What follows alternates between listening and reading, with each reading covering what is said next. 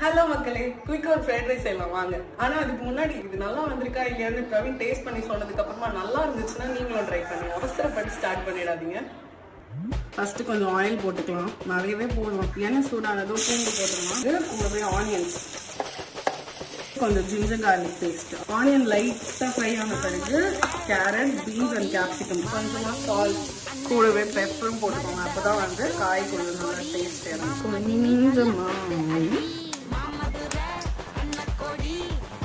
உப்பு, கொஞ்சமாக பெப்பர் காய்கறி வந்துட்டு இப்போ நம்ம பண்ணி வச்சிருக்க எக் இதில் போட்டுட்டு அண்ட் ஆல்ரெடி வேக வச்சிருக்க இந்த ரைஸையும் இதில் நம்ம போட்டு நல்லா மிக்ஸ் பண்ணி கொஞ்சமாக soya sauce, tomato ketchup, pepper, நம்ம ஃப்ரைட் ரைஸ் ரெடி. நான் லைட்டாக ஆரிகானோ போட்டுக்கிறேன் டேஸ்ட்டுக்கு. இப்போ ஒரு கிளறி ஓகே தானா? நல்லா இருக்கும்.